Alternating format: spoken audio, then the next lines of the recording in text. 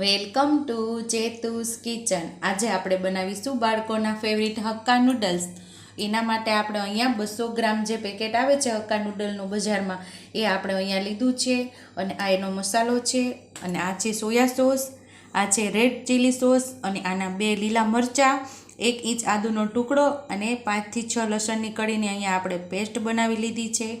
અને અહીંયા 1 ગાજર આપણે ખમણી લીધું છે, અને 2 મીડિયમ સાઇઝની ડુંગળી આપણે આવી રીતે લાંબી લાંબી સ્લાઇસમાં સુધારી લીધી છે, અને 1 કપ જેટલી અહીંયા આપણે કોબી સુધારી લીધી છે, અને અહીંયા આપણે 1 કેપ્સિકમ સુધારી લીધું છે। તો ચાલો આપણે હક્કા નૂડલ્સ બનાવવાની તૈયારી કરશું। તો અહીંયા આપણે 1 લીટર જેટલું પાણી ગરમ મૂકેલું, અને આપણા નૂડલ ચોટી ન જાય અને ભેગા ન થઈ જાય, લોંદા જેવા ન થઈ જાય, એનું આપણે ખાસ ધ્યાન રાખવાનું છે। તો એના માટે આપણે પહેલાં પાણી ગરમ મૂકેલું છે, અને જો નીચે બબલ આવવા માંડ્યા છે તો આપણે પોણી ચમચી જેટલું મીઠું નાખી અને આપણે નૂડલ્સને બાફવા મૂકી દઈશું।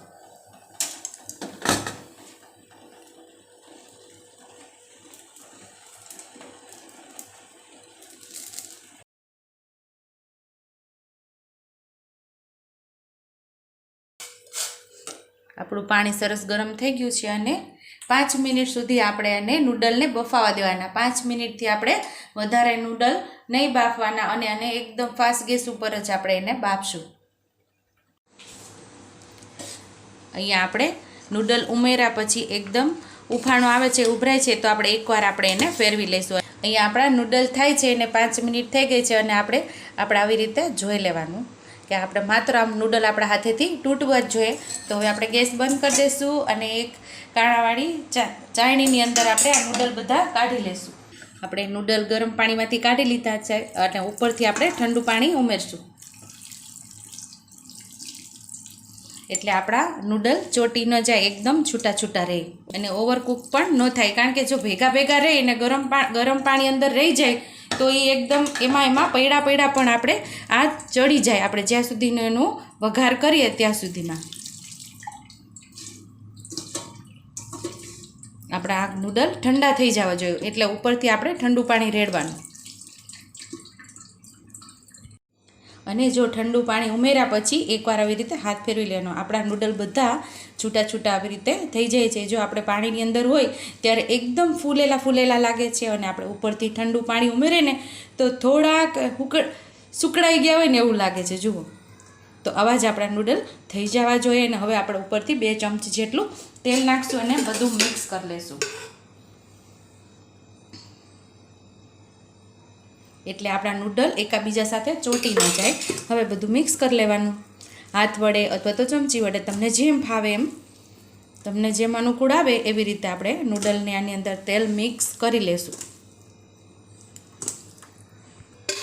અહીંયા આપણે 2-3 ચમચી જેટલું તેલ ઉમેરશું, જે આપણે શાકભાજી બધું ફ્રાય થઈ જાય।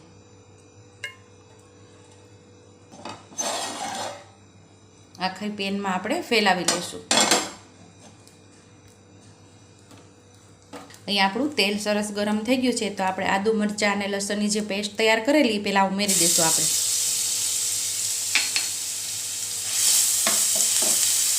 એને સરસ આપણે સોતરી લઈશું। અને આ બધું એકદમ આપણે ગેસની આંચ એકદમ ફાસ્ટ જ રાખવાની, ગેસ એકદમ ફાસ્ટ રાખશું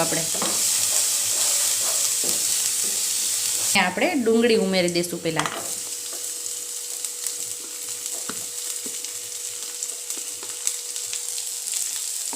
એને પણ સોતરી દઈશું આપણે।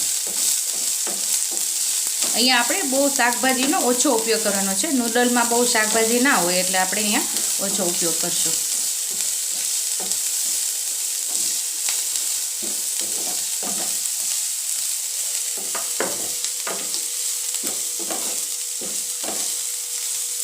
ડુંગળી થઈ જાય એટલે આપણે કેપ્સિકમ ઉમેરી દઈશું એમાં।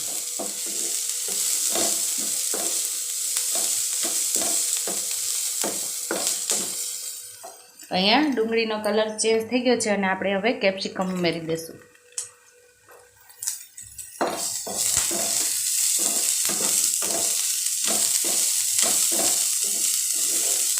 અહીંયા હવે આપણે ગાજર પણ ઉમેરી દઈશું।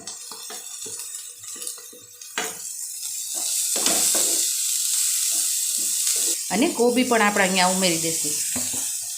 બધું મિક્સ કરીને આપણે થોડીવાર 2 મિનિટ એટલે 2 મિનિટ આને આપણે થવા દેવાનું છે. શાકભાજીને આપણે બહુ ચડવા નથી દેવાનું. અહીંયા આપણે શાકભાજી ચડે છે તો એને 2 મિનિટ થઈ ગઈ છે, તો હવે આપણે રેડ ચીલી સોસ ઉમેરી દઈશું.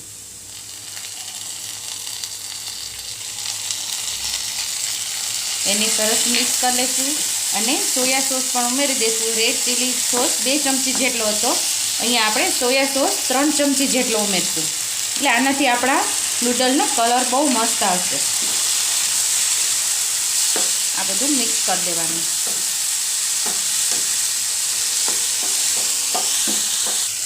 જે મસાલો છે એ પણ અહીંયા આપણે ઉમેરી દઈશું.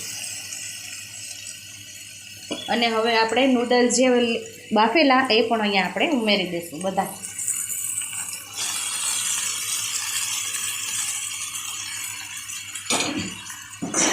આ બધું સરસ આપણે મિક્સ કરી લેવાનું છે.